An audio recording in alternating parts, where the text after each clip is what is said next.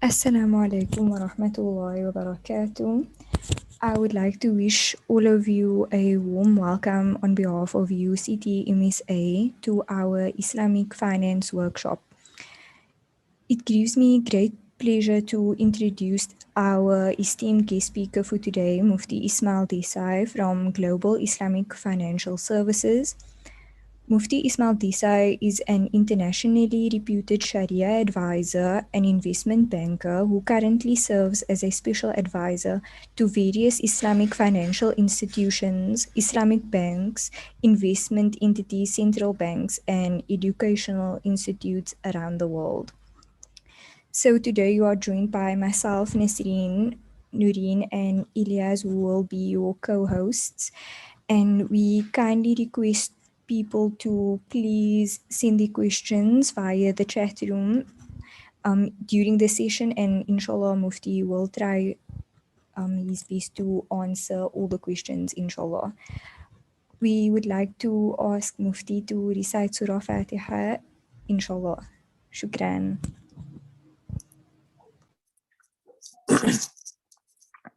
Assalamu alaikum wa rahmatullahi wa barakatuh to our respected guests on today's special program.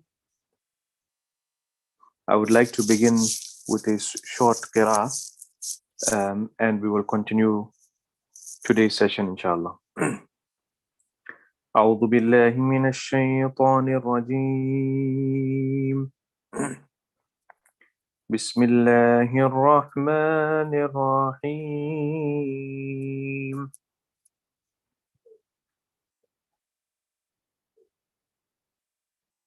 الحمد لله رب العالمين الرحمن الرحيم مالك يوم الدين إياك نعبد وإياك نستعين اهدنا الصراط المستقيم صراط الذين أنعمت عليهم غير المغضوب عليهم ولا الضالين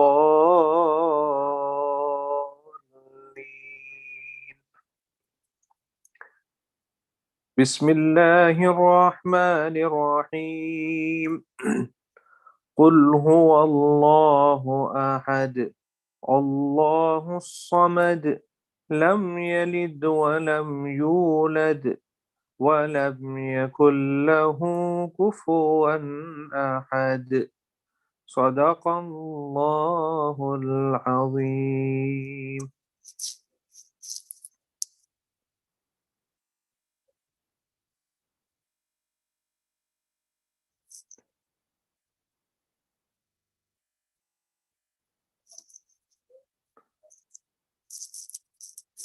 Bismillahir Rahmanir Rahim. We begin today's discussion as a brief introduction to Islamic finance, and I would like to present the schedule of today's session as follows. We will have a 20 to 25 minute presentation on the fundamentals of Islamic finance, and thereafter we will have a 10 to 15 minute Q&A session, and thereafter we will conclude with a short dua. So with that, I would also like to encourage you to post your questions in the chat room, and we will endeavor to respond all of your questions in today's session, and if not, then we will correspond with you via email to respond your questions. So we begin today with a brief on our credentials. We, as Global Islamic Financial Services firm, and myself, have been instrumental in developing various Islamic banking and financial products, including serving as a special advisor to various institutions globally, including the Ethica Institute of Islamic Finance based in the UAE, Botswana Life Insurance Limited, where we developed the first ever Sharia investment products in Botswana, Hijaz Financial Services based in Australia, the Sharia Review Bureau based in Bahrain, etc. In terms of some of the services that is provided by GIFS as a global Sharia compliant investment bank and asset management firm, We provide advisory and corporate financial services to various institutions globally, where we currently have over 370 institutional clients as part of the firm. Our motto is embracing Islamic finance through Sharia compliance and achieving new heights in expansion and growth. I would like to now begin with a brief history of Islamic finance. Islamic finance was essentially established during the prophetic era, during the time of our Prophet Muhammad sallallahu alaihi wasallam, and you had the institutions of the Sayarifa, which were the money exchangers who exchange money. You also had the Baytul Mal as an institution, which was the public treasury, and you had the public sector where the Baytul Mal would pay for the wages and salaries and took care of the public sector. You also had the institution of zakah, which was a compulsory arm that one had to dispense of 2.5% of one's wealth.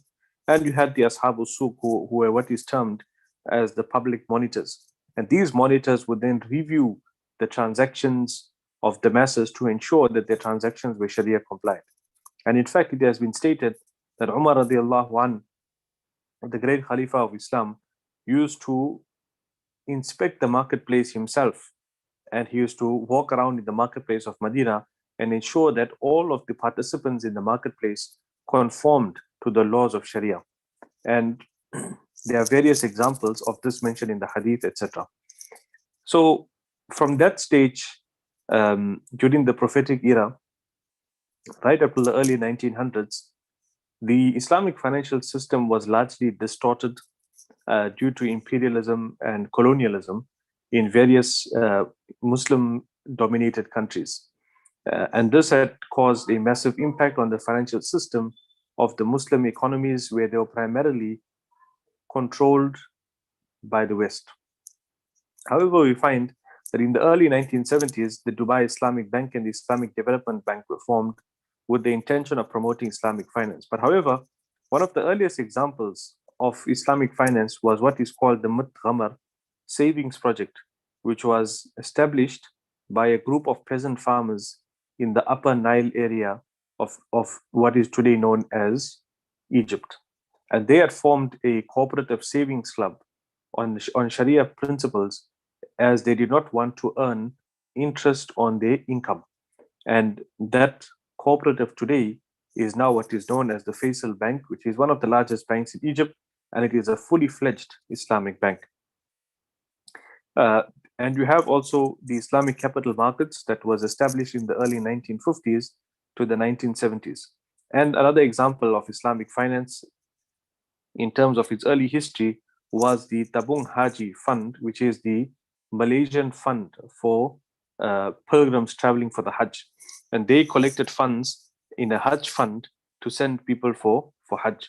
That is why you find that whoever has gone for the pilgrimage and for Hajj and Umrah will find that in Madinah Munawwara, you will find that there are many various buildings that have the name Tabung Haji on them, which means that many of these buildings are owned by this Sharia compliant Malaysian Hajj fund called Tabung Haji.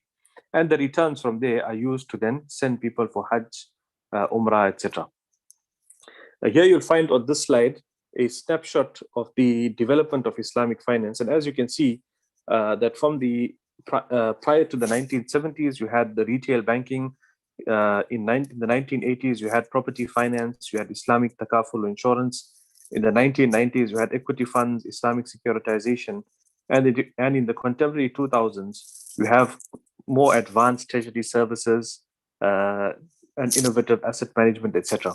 Today, you have much more standardization and regulation of Islamic finance via various institutions globally, including the IOFI Accounting and Auditing Institution of Islamic Finance based in Bahrain. You have the IFSB, the International Financial Services Board, based in Malaysia, which is made up of various central banks from Muslim countries, etc. So there has been much progress in terms of Islamic finance. However, there is much more room for growth in terms of more innovation, in terms of standardization, also in terms of fintech and disruption, which we will come to later on in this session. However, turning back to the to the presentation, what are the primary sources of guidance for Islamic financial operations. So it is the compliance with Sharia law, which is derived from three sources or four sources. That is the Quran, the Sunnah, Ijma, which is consensus of scholars, and Qiyas, which is analogy. And thereafter, you also have Ijtihad, where in the instance of certain contemporary issues which were not addressed previously, that a group of qualified scholars and jurists, Islamic jurists, would then differ on a topic and come to a conclusion. If you look at the Sharia structure, as you can see, in terms of the Sharia structure, you have the Quran and Sunnah, which refers to the main sources of Sharia, and then you have Ijtihad, and thereafter the application of the interpretation of the sources of Sharia is done by the Sharia board, which is appointed by these banks and institutions, etc. And another important factor of this is also the mindset, is that Islamic finance is not only about earning a Sharia compliant return, it's also about the mindset of how we conduct our transactions. Do we conduct our transactions, our financial transactions in a Sharia compliant manner, with all of the ethics of Islamic finance being encapsulated also? If you look at the definition of Islamic finance, Islamic banking has been defined as banking in consonance with the ethos and value system of Islam and governed by the principles and maxims laid down by classical Islamic Sharia law. So essentially, Islamic finance is banking and finance in consonance with the laws of Sharia. Some of the fundamental principles, as you can see in this diagram, is that Islamic finance is essentially asset backed. So all of the transactions are backed by tangible assets. There is a prohibition of the payment and receipt of riba and interest, and there is a prohibition of certain activities. There is also a prohibition of gharar or uncertainty and maisir or gambling. So the subject matter of the contract has to exist. It must be specifiable and measurable, and speculative trading in financial instruments is totally prohibited. So there is a complete prohibition on anything which is uncertain and gambling. And the other aspect of Islamic finance is profit and loss sharing, or the PLS system. So the PLS system refers to where the bank acts as an agent with the depositor, who is entitled to share the gains or loss of the investment. So when you invest your funds with a bank or an institution, then that is considered to be risk capital, as an asset that is used to fund the operations of the bank, and there is profit and loss sharing on that investment. As you can see with this snapshot that explains how an Islamic bank operates. So you have depositors that deposit funds into an Islamic bank, and we have the shareholders that also deposit funds. Those funds are then used to fund investments, money market, financing, etc. And the returns are then paid over as dividends to the shareholders and the depositors. So now we move over to some of the fundamental concepts of Islamic finance and banking. So essentially, from a conventional perspective, there are four different concepts or four different categories. The first is equity, the second is trading, the third is leased, and from a conventional perspective, you have what is called debt-based fundamentals. So on an equity basis, you have mudaraba, musharaka. On the trading basis, you have salam, istisna, and murabaha. And on the lease basis, you have ijara and ijara muntahiya bit tamlik. So these are the different types of concepts from an Islamic finance perspective, and we'll go through them very quickly. So the first concept is what is called a musharaka, or Islamic equity participation. So in a musharaka, all of the parties will share in the capital contribution. All of the parties share in the profits as well as losses. So this is extremely important, is that in Islamic partnership, both the parties are contributing capital, but both the parties have to share in the profits as well as losses. The profits are distributed as per agreed ratio. The loss is borne by the parties as per capital investment, and every partner is the agent of the other. Profit may not be set as a percentage of the capital. So the profit cannot be fixed as a percentage of the capital. The profit cannot be guaranteed in the form of fixed returns. Yes, you will do whatever it takes to mitigate losses. So this is important, is that the profit cannot be guaranteed in the form of fixed returns. All the mechanisms to be introduced before initiation of partnership. So one important point about Islamic finance is that the profit cannot be guaranteed. So if the profit is guaranteed, then it essentially refers to an interest on a loan. And all the mechanisms need to be introduced before the initiation of the partnership, so in order to prevent from any disputes. If you look at this musharaka diagram, you will see that there are two partners. You have partner A and you have partner B. So partner A contributes 1,000 rand. Partner B also contributes 1,000 rand. And let's say the profit is 100 rands, but the profits are shared 60-40. So this is based on an agreed ratio, as you can see in the diagram, that the partners can agree to an agreed ratio, and the loss must be according to the capital ratio. So the loss has to be according to the capital ratio. So if the capital ratio was 50-50, as you can see, both parties contributed 50% of the injection of capital into the JV.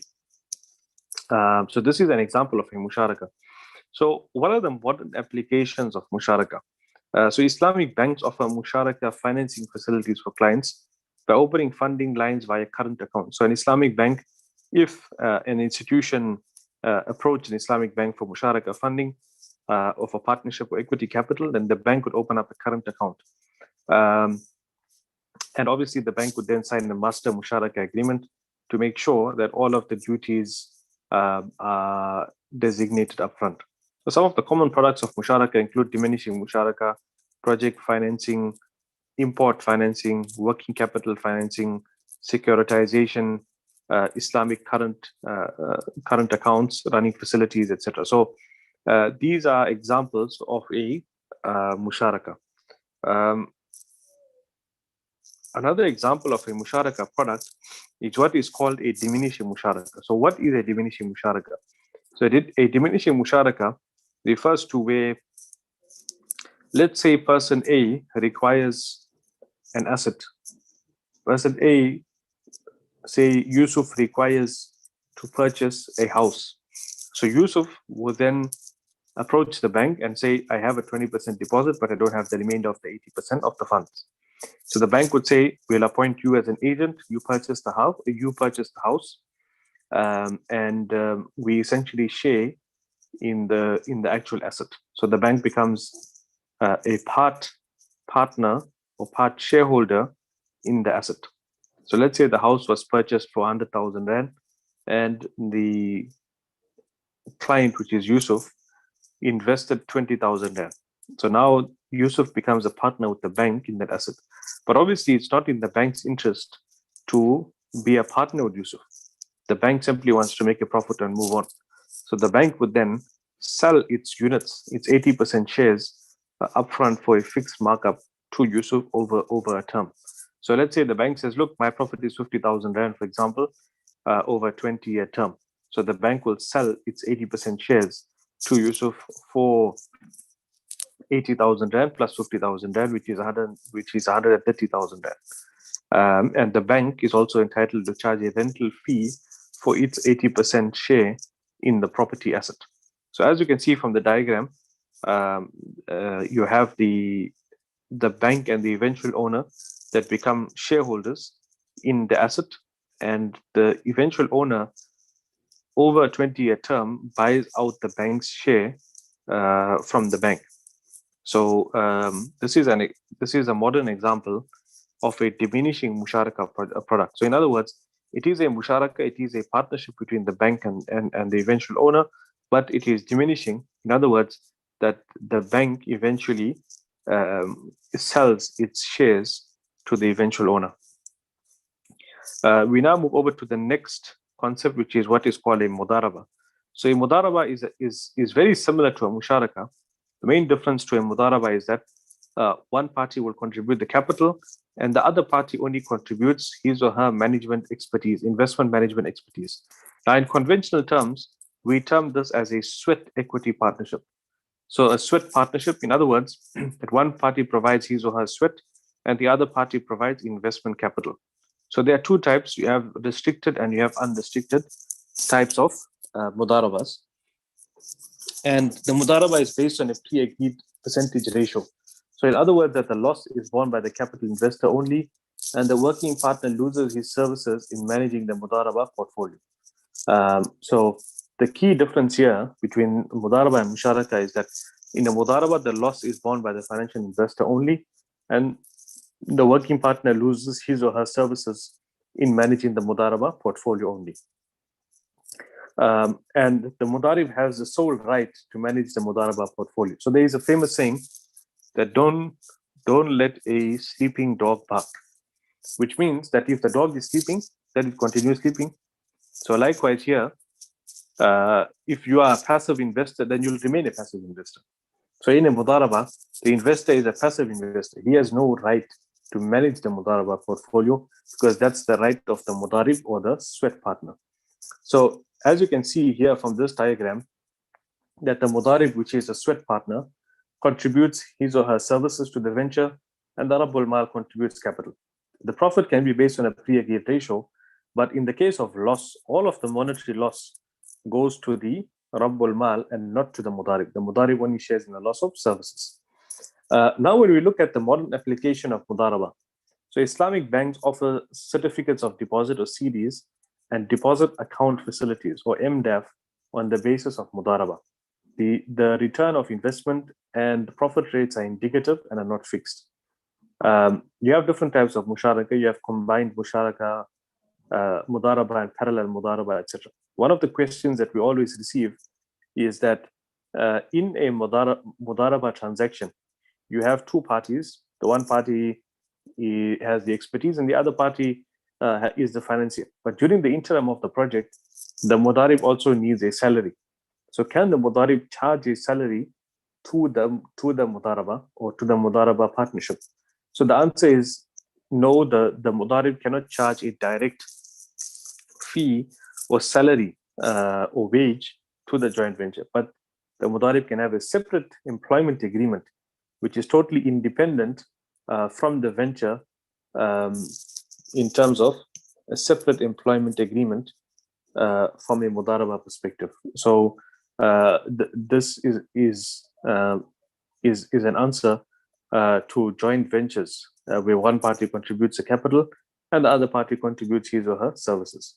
Some of the common products of mudaraba include a private equity fund, deposit accounts, project financing, import financing, export financing, and you have mudaraba deposit account facilities. So you have many Islamic banks that offer Islamic deposits or Islamic investment deposits. Like in South Africa, we have various institutions that offer Islamic deposit facilities. So many of them would use the mudaraba deposit account facility structure, which is based on a mudaraba basis. Would that we move over to the next concept, which is murabaha. Now, murabaha in simple refers to where the purchase price is disclosed to the buyer. So obviously the purchaser would know the cost price plus the markup. So murabaha is called cost plus financing, and how it works is, let's say John requires to finance 10 containers from Japan. So John would say, look, I don't have the funding. And the bank would say, no problem, we will purchase the 10 containers and we'll sell it to you for a markup over a period of time. So let's say the containers cost $1 million. The bank would purchase the containers for $1 million and then sell it to John over a term of, let's say, 90 days or 120 days on a murabaha basis with a markup. So this is an example of a murabaha. We won't go through we won't go through in the we won't go through the actual rules, but we'll go through the diagram. So as you can see in the illustrative diagram, you have the customer. So the customer approaches the bank and says, look, I need to purchase a machine from China or Japan. So the customer would then purchase on behalf of the bank the goods. The bank would then sell the goods to the customer. So the bank has purchased the goods or the machine from China or Japan for 100 and sold the goods to the customer for 110. So where you have certain misconceptions of where Islamic finance is smoke and mirrors, and it is simply, changing the word interest to profit, is totally incorrect. The way I normally explain Islamic finance is in two examples. The first is that you have two chickens. The one chicken, both chickens are the same, but why is it that one is halal and the other is haram? The reason is because one was slaughtered in the name of Allah and the other was not slaughtered in the name of Allah. So the mechanism that was reached was different in both instances, but the both chickens look totally the same. The second example I always give is an example of two buildings.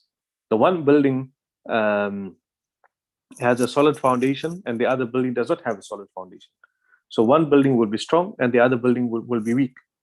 It is because the foundation of one is strong and the foundation of the other is weak. So Islamic finance is not simply window dressing of changing the word interest to profit or the word loan to a transaction. It is the mechanism that we reach that is different, yet the end result could be very, very similar to a conventional product. But as you can see from a murabaha transaction, the bank doesn't simply loan the amount to the customer and says, here's 100,000 rand, we're charging you interest of 110,000 rand. That does not happen in an Islamic bank. So when we say Islamic banking, we're not actually referring to banking per se. We're referring to Islamic trading. As you can see here, the bank is purchasing an item and then selling it at a profit or markup to the end user or the customer. Now, here's an example of the financial model of a murabaha. So the customer approaches the bank to finance 100 tons of wheat. The bank conducts full and complete due diligence on the customer, including credit and risk checks. The bank seeks a Sharia approval from the Sharia advisor, which is a group of scholars that will advise on all Sharia matters. The bank approves a facility for the customer. The supplier will invoice the bank and receive cash payment. So this is the difference here between conventional and Islamic. So on the Islamic side, the bank is actually paying the supplier, not the customer, right? So the bank will appoint the agent, who is the customer, to receive the goods on behalf of the bank. So the bank would say to the customer, you go and procure the goods now because we've paid for it, and the bank will hold the bill of lading. So once the bank receives the good via the agent, it will resell the goods to the customer with a markup on a deferred payment basis. Right? And the bank is within its rights to then take collateral and security, etc., to make sure that it gets paid for funding this transaction. And the bank can also charge all the incurred costs to the client based on mutual agreement. So as you can see, here's a snapshot of a diagram of a murabaha transaction. The supplier sells goods to the bank sells it to the client, and the client sells it to the end user. So this is an example of a murabaha. And as you can see, this snapshot is a very clear differentiation between conventional and Islamic. So as you can see on the conventional side, the amount financed is 10,000.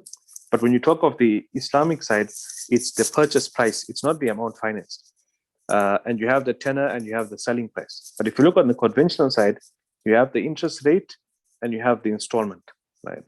And also you have variable interest rates. So on the Islamic side, you have fixed rates. Now, a very interesting point I would like to mention here is that in Malaysia, which is considered to be at the forefront of Islamic finance, did you know that almost 10% of Islamic banking consumers are non-Muslim?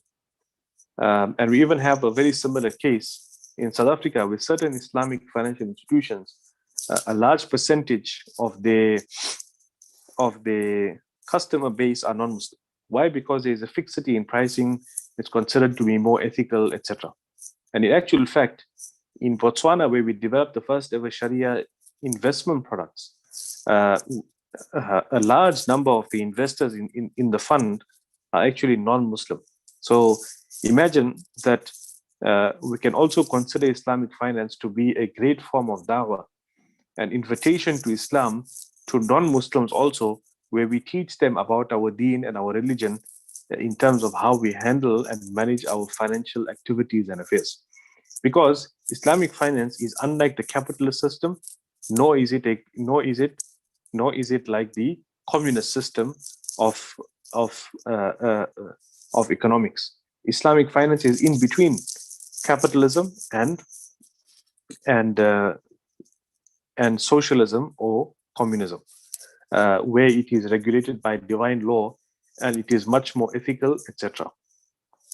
So, with that, I would like to skip the rest of the slides and go right to the end, which discusses some of the opportunities in Islamic finance, which is the last slide of today's discussion. And inshallah, in the next discussion, we will continue with the next session in terms of the various other exciting yet important topics of Islamic finance, including takaful, Islamic insurance or Islamic indemnification, sukuk or Islamic bonds, etc. So, what are the opportunities in Islamic finance? And many of you are would be graduates of universities, etc. And you might be wondering, what are the career opportunities? What are the opportunities in Islamic finance? Perhaps one of the greatest opportunities, and obviously coming out of COVID, there's a huge opportunity in terms of fintech and blockchain. So fintech and blockchain has created a huge opportunity for Muslim entrepreneurs to develop Sharia compliant opportunities around crowdfunding, blockchain, etc. So we should explore these to look at the various opportunities. I am also the chairman of the Sharia board of the Islamic FinTech Alliance, or IFT, based in Malaysia, where we have close to 17 members of various institutions that provide crowdfunding, etc. And also, there is an opportunity in terms of developing the halal economy. So, when we talk of the halal economy, we don't only talk about Islamic finance. We also talk about the various different subsets of the Islamic economy, including halal pharmaceuticals, halal food and beverage, halal media, halal entertainment, halal travel, etc. So, these are the opportunities that need to be explored. And obviously, in South Africa, we have a booming tourism sector that obviously has been hit very hard by COVID. But once, inshallah, with the vaccine and COVID clearing up, we could see a huge influx of tourists, and obviously tourists potentially also from the Middle East and from Muslim majority countries, where we could provide these halal tourism services, etc. And then there's an opportunity in terms of Islamic social finance, where various tools and mechanisms could be used in an effective and efficient manner to alleviate poverty and to also assist with the recovery post the pandemic. So there are concepts such as zakah, Islamic microfinance, Islamic microcredit, waqf, takaful, kafala, etc. All of these different concepts that could be used, borrowing from other Muslim majority countries where they've effectively used these tools to alleviate poverty. Then you have DeFi, which is decentralized finance, which poses one of perhaps the greatest opportunities for Muslims globally to engage in the new world of finance, and to enhance really the innovation around Islamic finance. So with DeFi, I am a big proponent of creating platforms where we could finance, provide financing, conduct investments, etc. So an example of this is in China, you have Ant where Ant or the Ant Group, effectively use the platform called Alibaba, which is its parent platform, to then fund close to over $100 billion worth of loans in 1 year alone. So this is where the opportunity lies, where we can effectively produce innovative Sharia-compliant financial products, tools, and solutions, and then distribute those solutions in a decentralized finance manner, using API technology, blockchain, smart contracts, etc., to target the unbanked also in terms of some of these solutions. And then obviously, lastly, is that sukuk, which is an Islamic bond, has been much touted globally as an innovative instrument in the Islamic finance world, where Islamic capital markets can be exploited to provide further value in the corporate world. But obviously, this has largely been for the benefit of large corporations, institutions, etc., because of the high cost. And if we can bring the cost down and streamline Sukuk, then we can have small to medium enterprises, that can also benefit from Sukuk. Say, for example, if we had created a platform to tokenize Sukuk, and investors can invest as little as $100 into an Islamic bond and then get a monthly return, that will be something very unique, and it will democratize Islamic finance and Sukuk globally. So with that, I would like to conclude this first session as an introduction to Islamic finance. There would be many more sessions, inshallah, where there are much more exciting topics and concepts to discuss. I hope you enjoyed this first session. And inshallah, I would now move over to the next session, which is the question and answer session. You're most welcome to pose your questions. And any of your questions that are unanswered will inshallah be answered via email accordingly.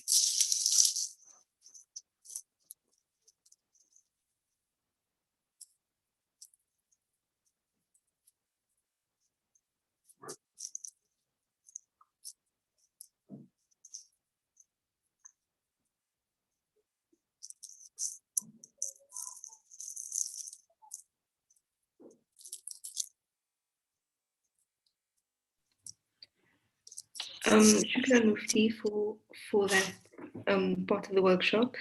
So we have a question. I will post it on the chat so that everyone can see. The question is, what does Islam say about forex trading? Does the interest activities of federal reserves of countries affect the transactions? So I'm going to post that onto the chat for everyone to see.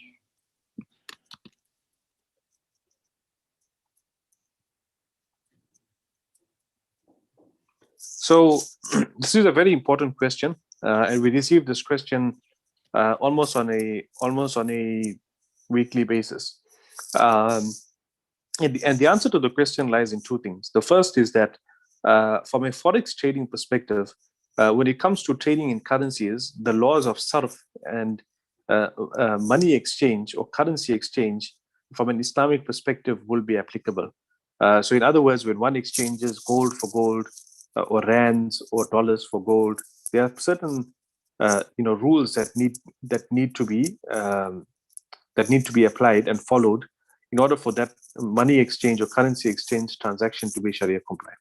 Secondly, is that when it comes to forex, in general, forex transactions are impermissible because it is simply exposure to markets and it's not active trading of forex positions in the market. However, there are certain formats of forex trading that could be permitted, where, for example, there is no swap charges, there are no overnight positions taken with interest and swap charges, and it is a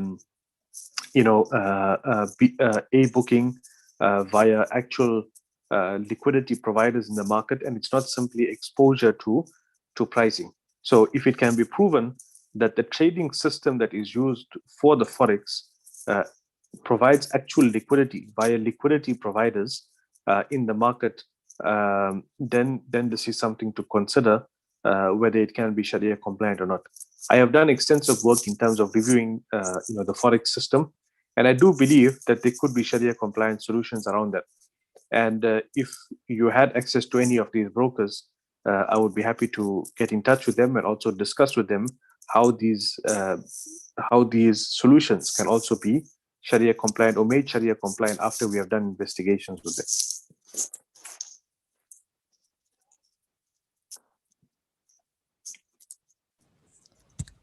Jazakallah Mufti for that answer. We have another question that came through.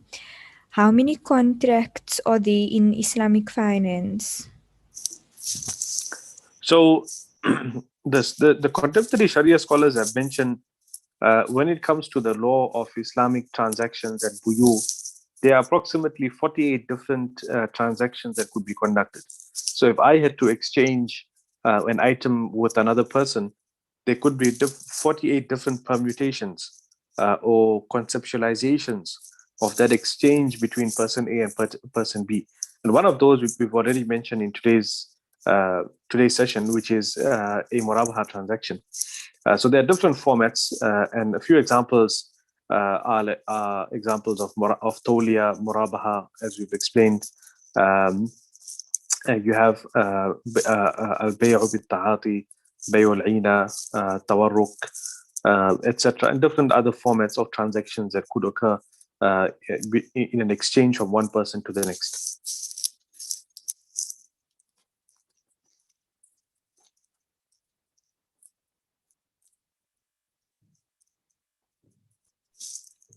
Okay, we have another question. It says, why is cryptocurrency trading considered halal if Forex is not? So the underlying fundamentals from an Islamic jurisprudential perspective are fundamentally different when it comes to both the questions. So one is the question of Forex, and the other is the question of cryptocurrency or crypto tokens. Now, when it comes to Forex, as I've clarified and explained, that the issue of Forex is about exposure to prices or the actual trading of currencies through LPs and liquidity providers, whether it be through A booking or B booking. When it comes to cryptocurrencies, the question there on cryptocurrencies are two. The first is that, is a cryptocurrency considered to be a valid store of value? In other words, taqdeer. Can we consider it to be a valid store of value? And the answer to that is very simple. If people globally consider it to be a store of value and they attach a value to it, then yes, it's considered to be a store of value because it is something where people are prepared to pay for it. Now, it doesn't mean that because it is an intangible item that it can't be a store of value. So we have different examples of this in Sharia. Like, for example, the internet. You pay for 1 gigabyte of data. Are you paying for a tangible item or not? So you're paying for a non-tangible item, yet it is permissible. So it means that because the society provides value to it, then from a Sharia perspective, it will also be permitted. The second question around the cryptocurrency is the issue of tathmeen. Is it considered to be a valid form of currency or not? And the answer is twofold. The first is that since the governments do not consider it, or central banks do not consider it to be a valid form of currency, then it wouldn't be a valid form of nuqud or thaman, or a valid form of currency. But if we're talking of it being a medium of exchange, then it's very possible that cryptocurrencies, even from a Sharia perspective, could also be a valid form of currency, because we had, examples of what is called fulus, or a quasi type of currency that was valid and permitted and allowed to be used as a medium of exchange in the markets of Iraq, etc. So the issue of whether it's a currency or not is something that is a gray area. But as far as it being a store of value, and you take some of these cryptocurrencies like Bitcoin, BTC, Ethereum, Ripple, Cardano, XRP, etc. Some of these cryptos are well known, and hence we can consider them to be valid stores of value. And hence, from a Sharia perspective, that would be permitted. Whether or not it's a good investment or not, that is a separate question. But what we are talking about here is that, is it valid from a Sharia compliant perspective to invest in cryptocurrencies? And the answer is yes. Jazakallah Mufti for that thorough answer. We have another question. I'll post it on the chat room. So the question is, what is the Islamic ruling on investing in stocks on the JSE? What makes a stock Sharia compliant and what not? So this is a very good question. From a Sharia compliant perspective, in terms of investing into the stock market, there are certain screening criteria that need to be followed. So you have a financial screening criteria, and you have a and activity screening criteria. So from a financial perspective, we look at certain ratios like the debt to market cap, the revenue to interest, etc., that will be used in terms of screening the stocks for Sharia compliance. And obviously, then certain activities are also not permitted, um, like pornography, uh, investment into conventional financial institutions like insurance, etc. So these criteria, you're welcome to email us where we can, send you the criteria, inshallah. And we also provide a service where we can also screen the stocks for you from a Sharia compliance perspective.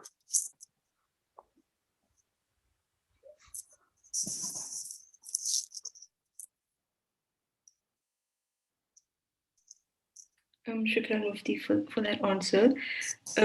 We have another question that says, many scholars have said that a home and car are necessities for survival, and this allows for the interaction with interest. But if one wishes to engage in real estate for business or profit, like purchasing real estate for rent or resale, would this be considered haram also? So this is a yes. So this is a very contemporary question, and the answer to that is that in terms of the first part of the question, whether it's considered to be a darura or a need and necessity to purchase your house and car with conventional interest. The answer to that is that when we look at examples of what is meant to be a haja, what is meant to be a darura, a real need and necessity, then we only find examples of serious need and necessity where, for example, a person is about to be killed, or a person is about to die out of hunger, and then in that instance he can only eat that amount of impermissible items like pork, etc., that will allow him to survive. Or, for example, a person is thirsty, he can't find anything else to drink but only alcohol. So the scholars have mentioned he can only drink that amount which will allow him to survive. Now, is that the similar comparison to purchasing a house and car? I wouldn't think so, because you can survive by renting a house. You can also survive by renting a car. So there is no need or serious need to then purchase a house and car on interest. Uh, so that's the first part of the question. The second part of the question, obviously, then in terms of buying commercial and business properties, etc., that would also be impermissible from a Sharia perspective, because that will be clear-cut interest, especially when you have other Sharia compliant, opportunities and solutions out there in the market. Um, you know, so there wouldn't be any need or necessity for that.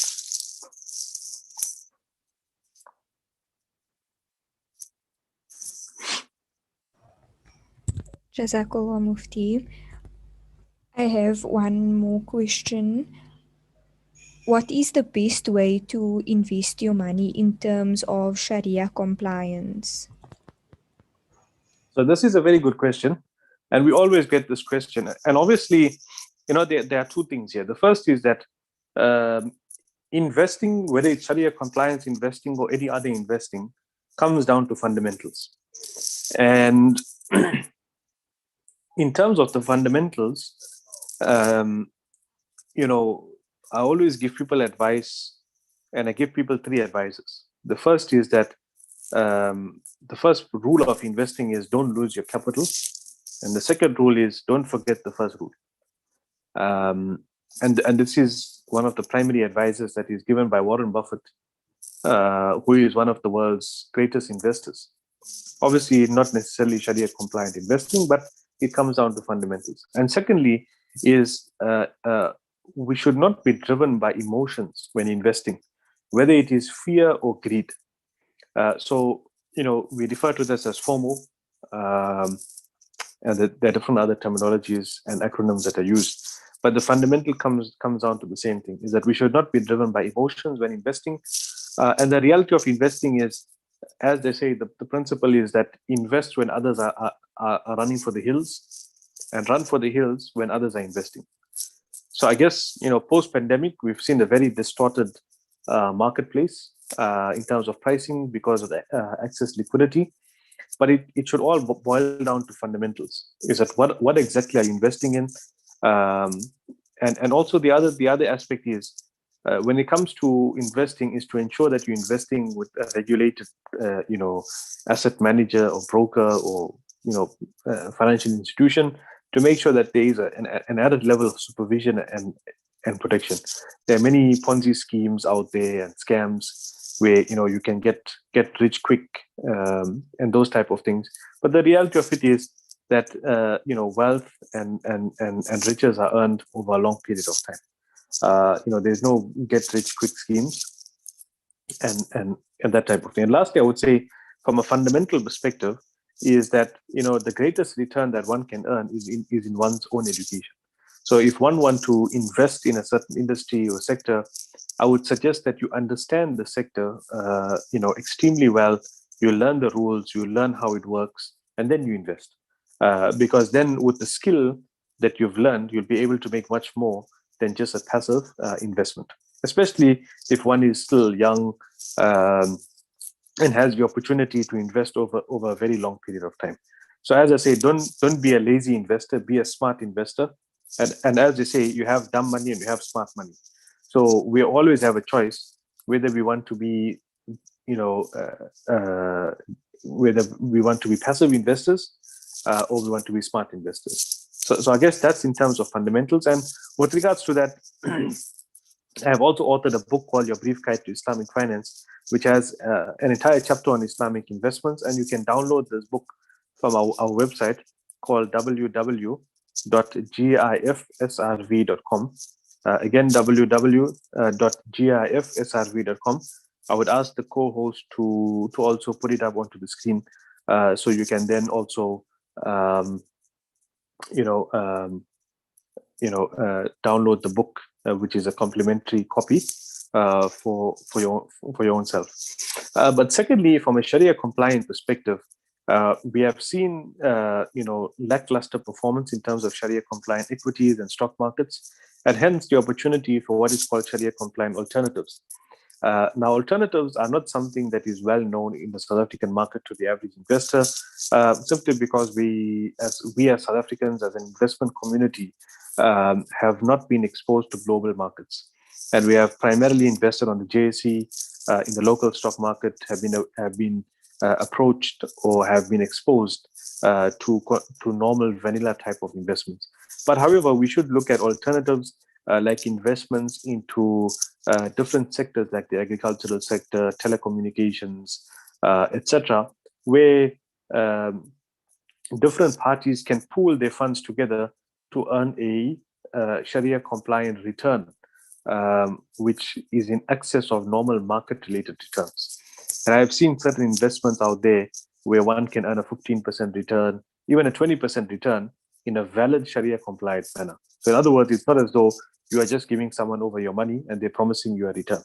You're investing into an asset, you're investing into an alternative asset where you can see valid returns be accrued to yourself. So investors need to also be a bit more flexible to understand that a slightly higher risk profile, they can get a much higher return, and it can also be in a fully Sharia compliant manner. So that is the answer to that question. And also, to learn more about Sharia compliant investments, you can obviously go to our website, again, www.gifsrv.com, or you can contact us directly. I am also on Twitter, and my handle is MFTDESI, MFTDESI. And I normally update my Twitter handle with updates on Islamic finance, etc., on an ongoing basis. And I'm also on Facebook as Mufti Ismail Desai, where I post regularly. And for those of you who are on LinkedIn, you'll also find my profile on LinkedIn, and you can follow me.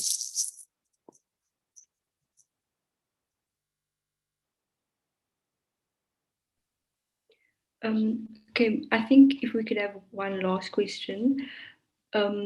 Is it possible to study further in Islamic finance, and if Mufti can maybe provide some places or institutions that one can do so?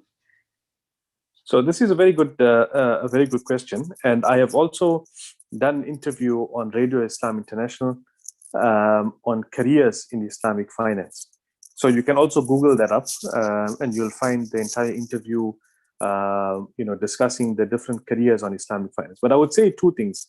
The first is that when it comes to Islamic finance, various there are various institutions that offer, Islamic finance courses, etc. I'm also part of two institutions. The one called Ithaca Institute of Islamic Finance, and the other is called the Taif Digital Institute of Islamic Finance. However, many of these courses can be studied by oneself, and one can simply do a course. One does not need to do a PhD in Islamic finance.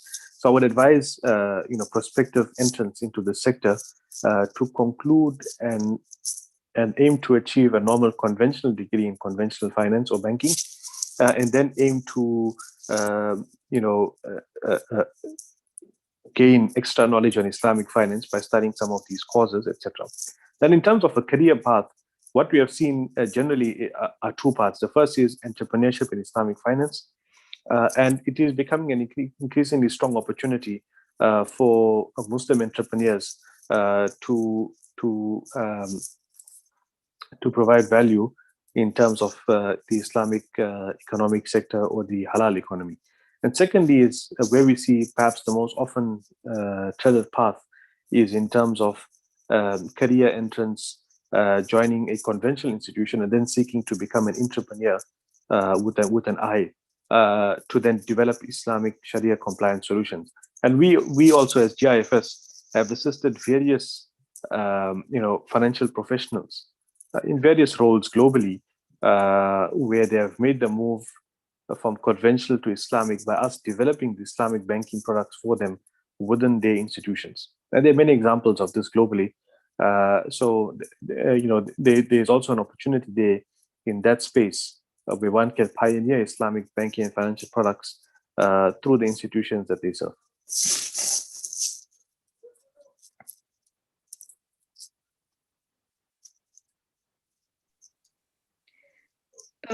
Okay, so that brings us to the end of our workshop. If anyone has any further questions, feel free to email us or Mufti, and we'll try and get those answered. So on behalf of the UCT MSA, we'd just like to thank Mufti for taking the time out and coming to speak to us today and sharing your knowledge on this very important topic. I'm sure I speak for everyone here today when I say that I've learned a lot and found this workshop very interesting. And we hope to host Mufti again soon, inshallah. And also just a big thank you to everyone for joining us today. We hope that you have found it interesting and insightful. And we are going to just put up a poll just to get some feedback on the workshop. So if you could please just complete the poll. And that brings us to the end of the workshop. So shukran once again to Mufti and everyone else for joining.